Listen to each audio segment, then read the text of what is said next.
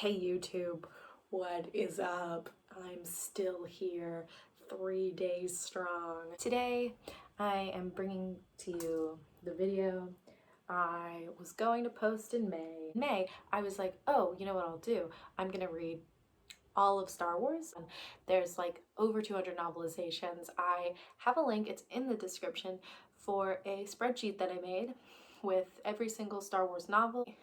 There's so many. I don't think there should be any comics, junior novelizations, or like things that aren't books on there, because there's quite a few. But I think that everything should be linked to its Goodreads page. That's that. Star Wars is of course a media empire. It also has, since 1976, which is, for those of us paying attention, before A New Hope came out, like before Star Wars even existed, it existed in the form of a novelization by Alan Dean Foster. It starts with the novelizations of the 3 major motion picture films and also many other books, many of which are no longer part of the Star Wars canon. As you probably know if you know anything about Star Wars, is that in 2014, when Disney bought Lucasfilms, they retconned just immediately every single piece of Star Wars media that existed, except for the 3 major motion picture films, 6 major motion picture films, god damn it, and I forgot about the prequels, and also the Clone Wars, because it was made under the direction of George Lucas. But that's still 30 years, 35 years of Star Wars material that used to be very important to every single person who engaged with media other than the 6 films. And so I want to read all of the Star Wars books, and I would like to read even all of the Legends books. I have a list of what I'm going to read. So I split the novels into canon and legends, and this is going to give me a really good starting point. If I ever read all these books, I will come back to you and do Star Wars for Dummies. Like, if I choose from a bunch of different eras of Star Wars writing and also Star Wars eras, I could give you a good idea of where you might want to start. I do think, honestly, the best place to start is the novelizations. So we're doing those first. Let's start at the beginning with A New Hope, which is by Alan Dean Foster, who was the ghostwriter when this came out in 1976. This is 1999. First published December 5th, 1976. This is basically an early version of the screenplay. I think Alan Dean Foster probably got an early version of the screenplay. So much of it is so different than A New Hope. I ended up giving it 2 stars. I think overall the intention of the first 3 novelizations of the original trilogy serve a very different purpose. You couldn't see the movie. Like, you would see Star Wars and you'd be like, that was the greatest movie I've ever seen in my entire life. And now when you feel that way about Star Wars, you like pay $6 a month, $7 a month, it's $6.95, and you can watch Attack of the Clones any fucking time you want, which is true about me, and apparently anytime I want is not once in 2020, which is crazy because in like 2016 I watched it once a week. But now it's so easy to like watch a movie. I think that the intention of the novelizations for 5 and 6 are to be able to experience the movie before and after you have already seen it. They are pretty much just straightforward transcriptions of the film, and they're pretty fun. Like, they're ridiculous, as Star Wars often is, and but they don't like add anything else.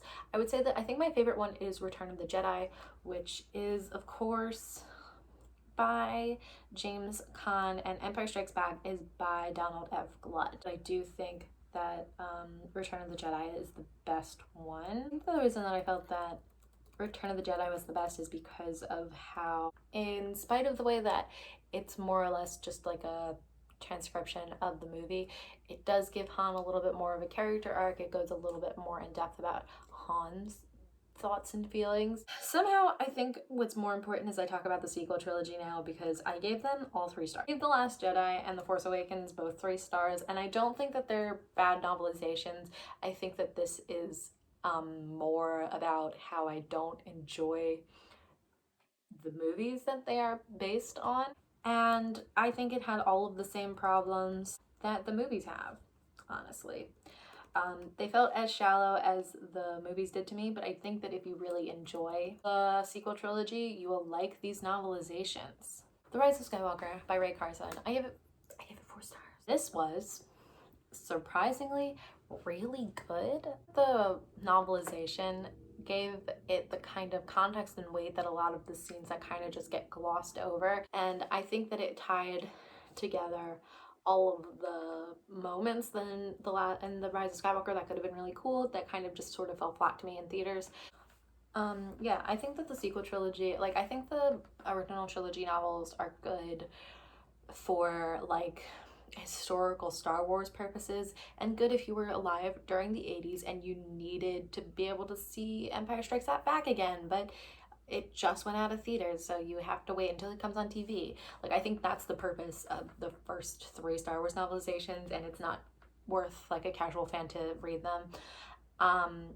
And I think that the sequel trilogies are really good if sequel trilogy novels are really good if you're a really good big fan of Star Wars, of the sequel trilogies in particular, and if you like those movies and if you think they do good things. Yeah, let's do Solo, I guess, next, which had the exact opposite problem of Rise of Skywalker. I really like Solo. I was so excited to read this book because even though everybody was like, Solo sucks, it's a bad movie, I liked Solo. I think it's fun. I think I really like Han. I really like just like so much about the Solo movie. This book made me like it less.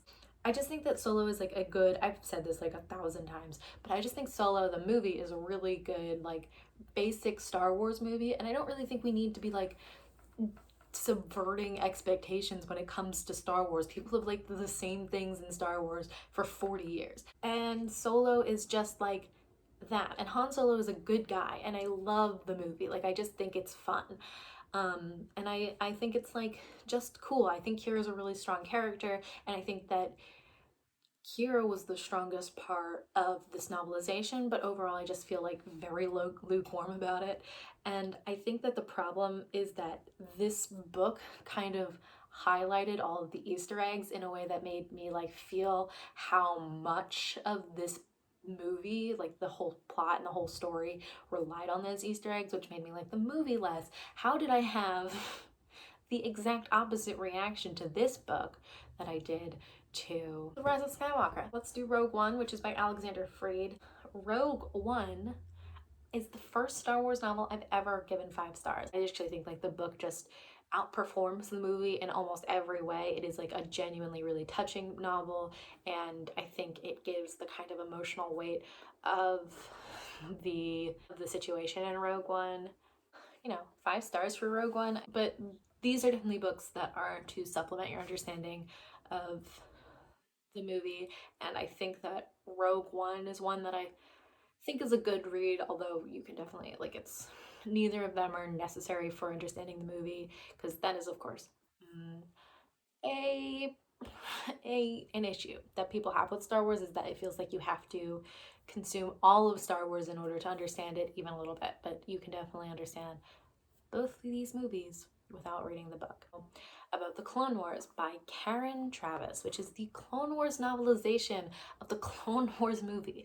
I understand that apparently Karen Traviss is an insane person and that we would not see eye to eye on anything regarding the Jedi Order. I don't really know that much about it, and it's none of my business because I bought this book for like $1 on Amazon when I was supposed to be writing a paper in 2018, and it's really good. There are a lot of things about it that I don't like. It gives like a little bit of attention to the fact that Anakin has to find the Hutt baby. This one is something that you can skip. It's technically Legends material now, and has no bearing on what happens in the Clone Wars movie.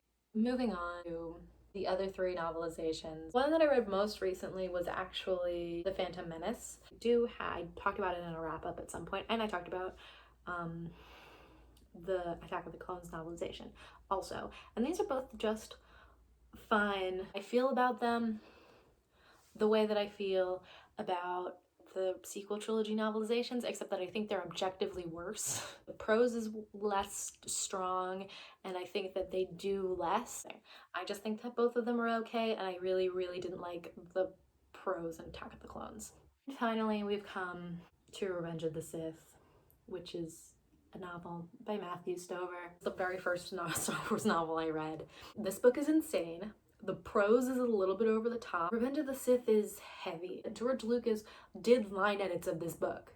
Every single thing in this book, while technically the Revenge of the Sith novelization isn't canon, George Lucas did approve every single moment of Revenge of the Sith novelization, which I think in my mind makes every moment of the Revenge of the Sith novelization canon. It has all the deleted scenes with Padme though, so I think it does actually pad out the movie in a way that, like, I think part of the reason people don't like Revenge of the Sith is that they don't understand what's going on. First of all, they don't understand that, like, a huge part of what's happening isn't just Anakin, like, not wanting to tell Obi-Wan that Padme is pregnant, but that he is distrustful of everyone involved, including Padme, because she is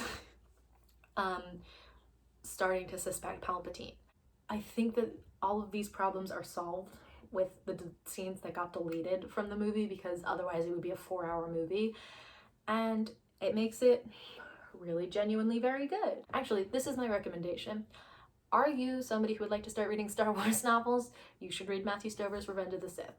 It will make you feel like you should read every Star Wars novel, and maybe one day I will. So that's it. That's all for this video. I've been filming for 52 minutes. I want this video to be under 15, so okay. I will see you then tomorrow. I'll see you tomorrow, and that'll be it for me. Bye-bye. I cannot believe I committed to 12 days of this.